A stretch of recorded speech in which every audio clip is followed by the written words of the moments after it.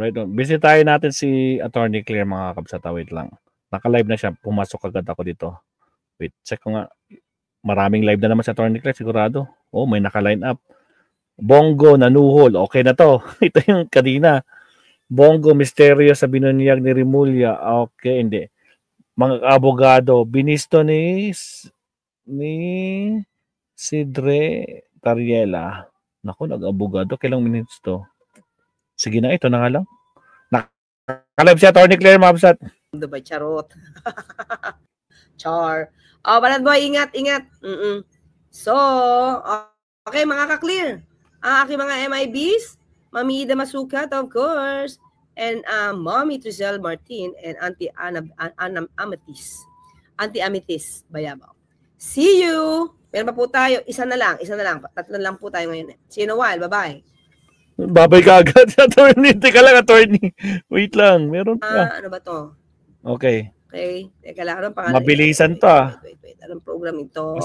Pause forward. One News, News and Views. Okay, News and Views ng One News PH. Pahiram po muna, ha? Senator Marcoleta, nag-abogado na naman sa mga diskaya.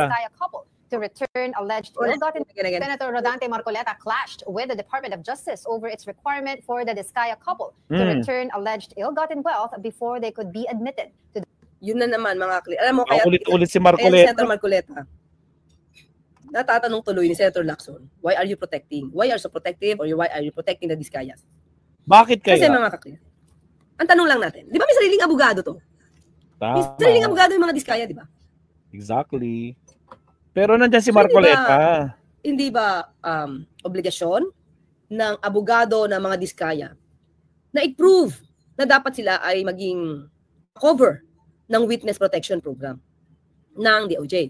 Diba? So, ang problema dito, mga kakli, kasi lumalabas, hindi naman yung tell-all ang Diskaya. Pero, talagang pinipilit ni Senator Marcoleta na ipasok nyo yan. Ipasok nyo yan.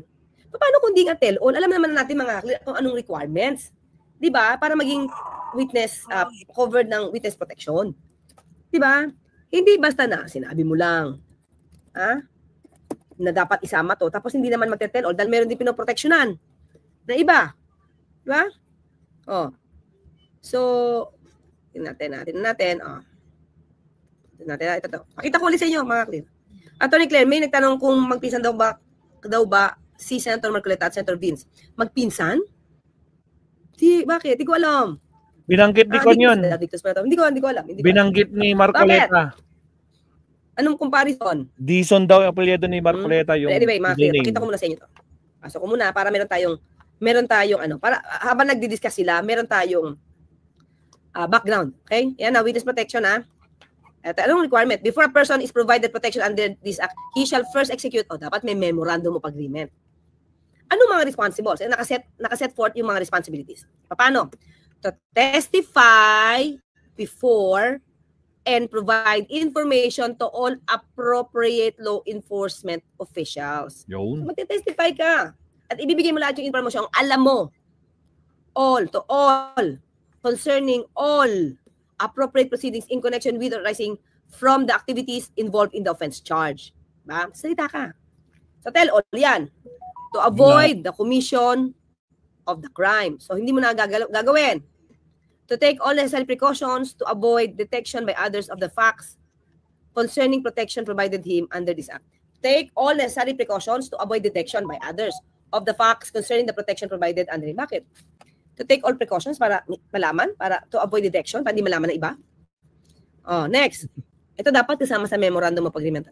To comply, ito yung pinagtatalunan niya. To comply with legal obligations and civil judgments against him. Okay. Kaya lang judgment, alam naman natin mga kakli, na ito ay judgment ng court. To comply with the legal obligations and civil judgments. So, ito bang legal obligations dapat may kailangan pa ba na court order? Diba? So, itong definitely civil obligations, alam natin judgment from the court. So, yan. Okay, so yan. So, sabi niya, pwede naman kasi may legal obligation siya to return. Bakit? Ninakaw mo diba? Return mo. To cooperate with respect to all reasonable requests of officers. Ano ba yung mga reasonable requests? Diba? Of the officers. and employees of government who are providing protection. Ang pagpapasoli ba ng perang ninakaw mo, hindi ba siya reasonable request? Hindi naman na reasonable request nito, paglaba mo ko, pagplansya mo ko, hindi naman ganun. So, ano yung pwedeng request? O di pwedeng ibalik mo yung ninakaw mo. Pwede, di ba? Very general to eh. With Monday.com, every business, no matter. Sa mga bagong pasok dyan, huwag kalimutan mag-like and subscribe mga kabsat. Tuloy. So, nakita natin yung mga requirements na. Tingnan natin ngayon. Makinig tayo sa usapan nila mga kaklier. Sige. Oops. The Witness Protection Program. Here is the report. Yan na. Senator Rodante Marcoleta once again grilled the Department of Justice during a budget hearing yesterday. That's for requiring contractors Sara and Colonel Desaya to return their supposed ill-gotten wealth first before they can be evaluated for the Witness Protection Program. Marcoleta argued that the restitution requirement is not found in the law, questioning... Hindi ba siya tapos sa issue na to talaga mga kaklier? Hindi siya makamove on. Hindi makamove on si Marcoleta. Sinagot na to. At that time, ni Secretary Boying Rimulya. At that time, SOJ siya, di ba? Tama. Hindi pa siya patapos. Bakit kaya paulit-ulit? Especially now, parang tinanggihan siya ng ayaw na niya, di ba? Ayaw niya na magsalita, nalaban na lang siya. Di ba kasi ang gusto yata niya is maging state witness. Di ba? Dison daw kasi si Marcoleta sa mother side. Dison nga. Dison si Marcoleta. Sinabi ni Marcoleta at sinabi niya kanina. Patanong natin. Okay. So, di ba mga kaklir? Ang ibig ko sabihin dito, matagal ng issue to, inuulit-ulit pa rin, kung yung tao mismo ayaw na makipagtulungan, at yun din, at ayaw makipag-usap na ng lawyer patungkol sa issue na to, bakit kaya kailangan pang i-bring up ni Senator Marcoleta palagi? Why the DOJ continues to insist on it. Wala namang nilalagay na restitution, ipipilit nyo para lang hindi sila makover ng program. So ano mangyayari sa batas natin? Sige, kulit no? You will insist on an opinion supplanting the requisites categorically provided by law. Ay hindi talaga makakapaprocess. Pero yun nga mga clear. Ang tanong dyan is, nandun ba yung isa din sa requirements na itatestify niya lahat? Baka bibigyan mo ng protection tapos hindi naman siya magsasaya at ililigtas niya yung iba. Ha? Ililigtas niya iba. So yun yung magkakaproblema. Kaya hindi siya mag-grant. Di ba? Hindi natin, nilift ba? Tingnan ko lang mga clear.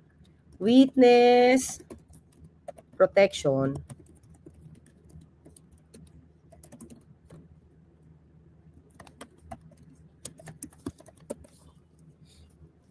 Okay? Hindi pa naman yata nalilift Diba? Hindi pa yata nalilift.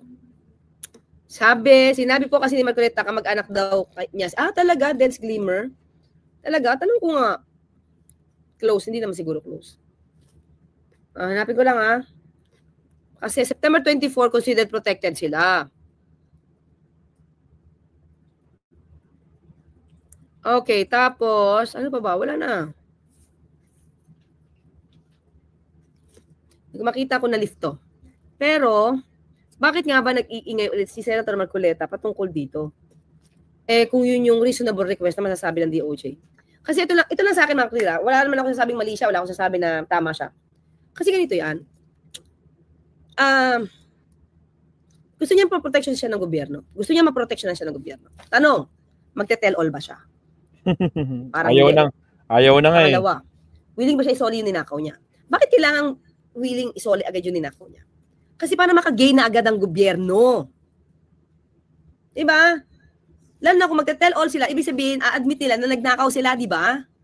So pag nagnakaw sila, at willing sila makipagtulungan sa gobyerno, diba, isoli na lang. Huwag na natin hintayin yung judgment. Doon lang tayo hanggang sa legal obligations. Diba? Tama. Bakit legal obligation?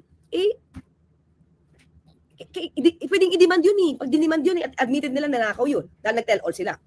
Okay, papahirapan mo pa ba ang korte or papahirapan mo pa ba yung mga prosecutor na magsampa ng kaso, hintayin ng maraming taon, habang pinoprotectionan mo tong taong ito ng state, di ba ironic? Pinoprotectionan ng state ito, pero at the same time, di ba?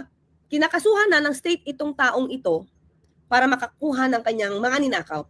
And at the same time, pinoprotectionan mo. Di ba? Yung state, na nagde-demand na ibalik mo yung perang ninakaw mo. Ayaw niyang ibalik, dahil nasabi ni Senator Marcoleta, pero ayaw ibalik yung pera, pero poproteksyonan ng gobyerno. Eh di wow. Sige nga, poproteksyonan, lahat ng gasto sa gobyerno, bibigyan ng security, everything. Tapos ayaw magbalik ng pera sa gobyerno. Swerte naman yan. Diba? So pinipili nyo yung gusto nyo i-process. Agoy. Hindi naman sa pinipili. Ang tanong natin, Tawad si Leonardo. una, tell all ba sila? Yun lang. Hindi Tell nga, all ba? Tony. Mm. Ayaw Kung mag-tell tell all. all, kung tell all, since nag-tell all ka na, nagnakaw ka inamin mo, balik mo na. Di ba? Tapos negotiation. Eh kung di ka magbabalik, nandiyan ang pera ng gobyerno sa'yo, sa kamay mo, sa bathtub mo, sa condominium mo. Tapos, ang gobyerno gumagastos sa'yo para proteksyonan ka. Fair ba yon mga ka-clear? Diba?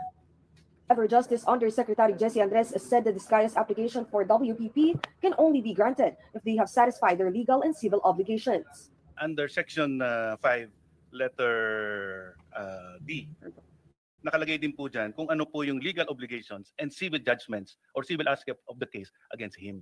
Maari pong i-process yung application niya, but under the first statement under Section 5, before a person is provided protection under this act, he shall first execute a memorandum of agreement Ayan Yun! yung sa inyo mga ka-clear, ha? Mama. which shall set forth his responsibilities, including the following. Mm. So kasama po dun sa mga obligations. Ano nga? Ito po, to comply with legal obligations and civil judgments.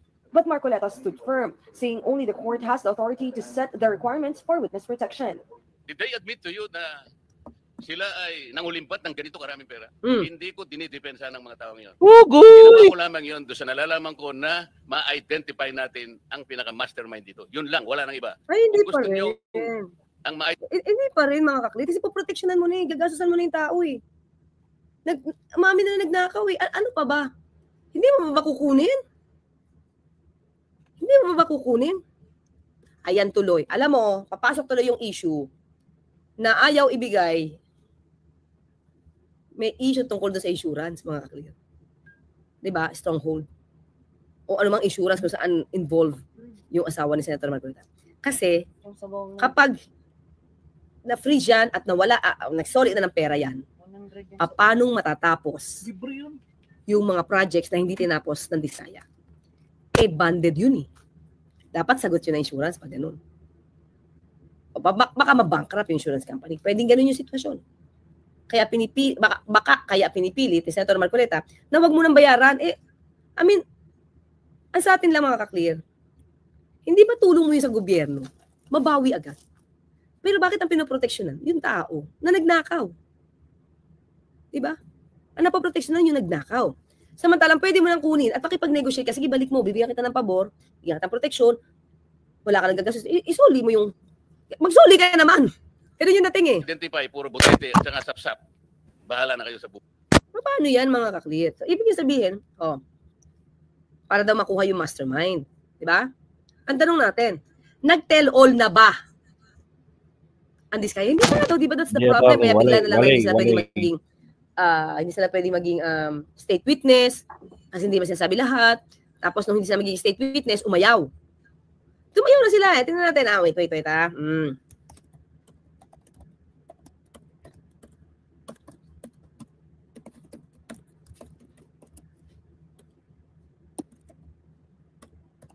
Hanapin natin. Lalaban na lang daw sila, di ba? Oh. Ito. 2 minutes. Pakita ko ha. Yeah. Couple, hindi na makikipagtulungan ang contractor couple na sina Curly at Sara Discaya sa Independent Commission for Infrastructure, ICI, hinggil sa investigasyon nito sa maanumalyang flood control projects. Sinabi ito ni ICI Executive Director Brian Keith Fusaka nitong Miyerkules, October 15, pagkatapos isagawa ang hearing kasama ang mga Discaya. Upon the advice of their counsel, they invoked their right to self-incrimination and manifested that they will no longer cooperate with the investigation being conducted by the ICI. Paliwanag ng mga Discaya, nang makipagtulungan sila sa ICI ay iniisip nilang makakakuha sila ng favorable recommendation mula sa komisyon para maging state witness. Pero binanggit din daw nila ang recent interview ng journalist na si Karen Davila kay ICI member at dating DPWH Secretary Rogelio narakanta kayo. Again, sa mga bagong pasok dyan, huwag kalimutan mag-like and subscribe. They said that there was a statement by Commissioner Singson regarding his own personal take sa kanyang opinion na as of now, he sees no witness or no person who may be recommended by the commission as state witness. However, I believe, and I saw the interview, that he qualified that as his own and not by the commission. Nilinaw naman ni Husakan na magagamit pa rin ng ICI ang testimonies, affidavits at evidence na iniharap ng mga diskaya noong mga nagdaang pagdinig ng komisyon. Dagdag niya, kahit hindi na makikipagtulungan ang mga diskaya, ay marami pa rin ibang resource persons na handang makipagtulungan para sa investigasyon ng ICI. In fact, ang dami nang nagte-testify, but definitely, we will get to the bottom of this. We will continue our investigation para malaman natin kung sino talaga yung mga may sala. Ang hearing nitong Miyerkules ang ikatlong beses na humarap ang mga diskaya sa ICI. Una noong September 30 at ikalawa noong October 7. Sa unang pagdinig, sinabi ng legal counsel ng mga diskaya na si Attorney Cornelio Samaniego III na tell all ang contractor couple sa ICI. Basta tell all, alam niya po yun, tell all. Basta tell all. Wala na atrasan to. Wala na atrasan. Samantala, Noong una, pero bakit nag-invoke ng right against self-incrimination? noong October 7 ay sinabi Baka naman kasi may nangako dyan at may nanuhol din. Not to the point na bibigyan ng pera, pero nangako na wag mo ko sasabit. Kasi kami nang bahala sa wag mo ko sasabit. Ganon. Diba? Ito lang naman ang pinagtataka ko, mga klip. Ayaw na ng lawyer, di ba? Ayaw na ng lawyer ng mga diskaya. Ng state protection, ayaw na mag-state witness. Hindi na sila magta-tell all. Hindi na sila makikipag-cooperate sa ICI. Pero bakit pinipilit pa rin ni Senator Marcoleta ng proteksyon? Diba? Bakit pinipilit pa? Diba dapat nga lawyer nila Diskaya ang nagpipilit nito? The Diskayas earlier named several lawmakers and Department of Public Works and Highways officials allegedly involved in corruption in flood control projects. They also withdrew cooperation with the Independent Commission for Infrastructure's investigation. O diba mga klito yun eh. Yun yung point. Tira na saan yan? Dito karaming pera. Ariel, Ay, ito na ba? Sorry. Saan ako? Okay, balik tayo dito. Ay, hindi ko pa napakita. Wait Hindi ko ba na-share? OMG. Ito ba? Na-share ko ba to? Ngay, naku, kanina pa ako nagsasalita dito. My goodness, sorry. Ito totoo. Sorry. flood control projects. Sinabi ito ni ICI Executive Director Brian T. Husaka nitong Miyerkules, October 15, pagkatapos isagawa ang hearing kasama ang mga diskaya. Upon the advice of their counsel, they invoked their right to self-incrimination and manifested that they will no longer cooperate with the investigation being conducted by the ICI. Paliwanag ng mga diskaya, nang makipagtulungan sila sa ICI ay iniisip nilang makakakuha sila ng favorable recommendation mula sa komisyon para maging state witness. O yun, pala talaga ang target, mga ka-clear. Yun lang.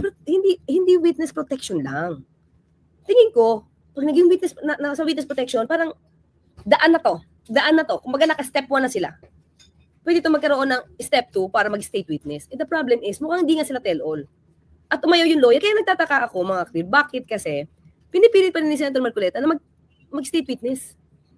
Bakit kaya? Nila ang recent interview ng journalist na si Karen Davila kay ICI member at dating DPWH Secretary Rogelio Babe Singson kung saan napag-usapan ang issue ng pagrekomenda ng komisyon ng mga state witness. I believe that they said that there was a statement by Commissioner Singson regarding his own personal take sa kanyang opinion na as of now, he sees no witness or no person who may be recommended by the commission as state witness. However, I believe, and I saw the interview, that he qualified that as his own and not by the commission. Di ba mga clear? So, tingnan natin. Nilinaw naman ni Husaka na magagamit pa rin ng ICI ang testimonies, affidavits at evidence na iniharap ng mga diskaya noong mga nagdaang pagdinig ng komisyon. Maliwanag hindi ko yata ito na-share kanina. Maliwanag, ayaw na ng lawyer. So, may sarili silang lawyer. Pero bakit dito, talagang pinipilit ni Senator Marcoleta? Diba? Hindi ko dinidepensa ng mga taong yun. Ginawa ko lamang yun doon sa nalalaman ko na ma-identify natin ang pinaka-mastermind dito. Yun lang, wala nang iba. Sabi naman ng ICI, marami na daw witness ang gustong mag-volunteer para malaman ang katotohanan. So parang hindi naman sila kawalan, according to Atty. Husaka. Kung gusto nyong ang ma-identify, puro butete at saka sapsap, bahala na kayo sa buhay nyo. O bakit? Tiyayaan na lang natin ang ICI. Diba? Kung napangalanan lahat yung mga yan, ang dami nga na ina-issue mga ka-clear ng ng Immigration Lookout Bulletin, di ba? Oh. So, yun pa nga, at least, again, mga ka-clear, maliwanag, ang sabi ng abogado, ng mga diskaya, ayaw na nilang makipagtulungan sa ICI. So there's no point na magano pa to, maging state witness pa to. Pag binalik ba ang mga Diskaya, nakaw nila, para na rin ba silang nag-admit na pagnakaw? Actually, Rodney, ganito yan. Magte-tell all, di ba? Pag nag-tell all ka, akusado ka kasi. Akusado ka, tapos gagawin ka na ng state witness kasi parte ka. Pero dapat hindi ikaw yung most guilty. Pero depende yan kasi kung ikaw talaga nakakalam at masasabi na nadawit ka, pinakinabang ka, pero mas guilty pa rin kasi mas pataas pa rin ang level ng responsibility na isang public servant. Mas lalong dapat hindi nagnanakaw ang public servant. Diba? Pag nag-tell all ka, ibig sabihin, lahat sinabi mo, pati yung liability mo. May admission ka na nagnakaw ka. O pag in-admit mo yung nagnakaw ka, you will just, set aside the fact na nagnakaw siya, tapos hindi mo ipababalik yung nakaw. All you have to do, according to Marcoleta, dapat na sampahan pa ng kaso. O di, it will take time. It will take a lot of time for the state to file a case against them. Tapos, nakikinabang na sila sa gobyerno, yung nakaw na sa kanila na, makikinabang pa sila sa proteksyon ng gobyerno, pero hindi sila agad magbabalik ng pera. Diba? Ang batas naman, lahat ito dapat pabor sa gobyerno eh. Ang pagbabalik ba ng pera, labag ba sa batas? Hindi naman eh. Hindi ba natin pwede makonsider na legal obligation yun, na dapat ibalik? Oh. A legal obligation is a duty or responsibility that is enforceable by law. Oh. May batas, umamin ka na eh. May admission ka na, hindi mag-settle tayo. Pwede naman yun, di ba? Oh. Okay, tuloy. The Diskayas earlier named several lawmakers and Department of Public Works and Highways officials allegedly involved in corruption in flood control projects. They also withdrew cooperation with the Independent Commission for Infrastructure's investigation. Oh, mga kaklir ha, tandaan natin, ito, ang issue dito, budget hearing to ng DOJ. Di ba? Ayan pala, multi-web D. Budget hearing, tapos sisingit yung agenda niya. O tama. Di ba? Sila talaga. Nitong si Matut, sobrang desperado. Di ba? This is not the right time for that. You're talking about, di ba? Tapos yung gusto niya yung iginigit. Ay, ayaw na nga ng lawyer nung witness eh. Di ba? Nila Diskaya. Ayaw na. Ay nako. Salamat Israel Navarro. Good morning, Atty. Uy, from K-Town, LA siya. Sarator Marculita, sabi niya. Ayan. And good evening po. Wait lang po. Israel Navarro ulit pangalawa. Di kaya number 1 campaign contributor ang mga Diskaya ni Sarator Marculita. Hindi, parang di naman lumabas eh. Kaya siya nakapasok sa Senado kahit kulelat siya sa survey. Nagalit siya noon. Well, mga ka-clear. Ang sabi kasi, balita lang to ha. Alam naman niya to na balita na siya, meron daw nagkabigayan ng pera para proteksyonan. Ang dapat proteksyonan. Okay? Okay. Sabi niya, ay, Banat Boy! Ikaw, isasagot ko na yung tanong mo ha. Nandito sa first video. Si Banat Boy? Good day din po sa lahat. Driving, watching new subscriber niyo po from Dubai. Charot. Char. Banat Boy, ingat. So, okay mga ka-clear.